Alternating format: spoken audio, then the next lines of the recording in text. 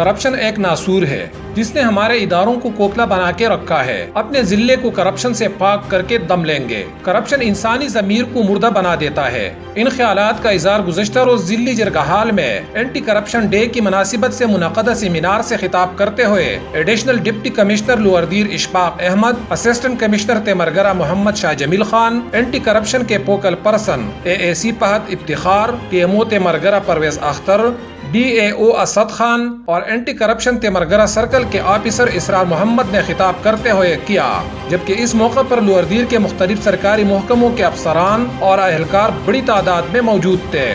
مقررین کا کہنا تھا کہ کرپشن صرف پیسے کی لین دین میں نہیں بلکہ اپنے فرائض میں غفلت اور خوش اسلوبی سے ادا نہ کرنا بھی کرپشن کے زمرے میں آتا ہے۔ انہوں نے کہا کہ معاشرے میں برائی برے لوگوں کی وجہ سے نہیں بلکہ اچھے لوگوں کی خاموشی کی وجہ سے ہوتی ہے، کیونکہ وہ کسی بھی مسئلے کو حل کرنے کے لیے آواز نہیں اٹھاتے اور نہیں اس کے لیے صحیح کرتے ہیں۔ انہوں نے کہا کہ ایک انسان کی غلطی پوری معاشرے کے لیے پریشانی اور تباہی کا باعث بنتی ہے، اس لیے ہمیں چاہیے کہ ہم ہر برے کام کی روک تھام کے لیے اپنا کردار ادا کریں۔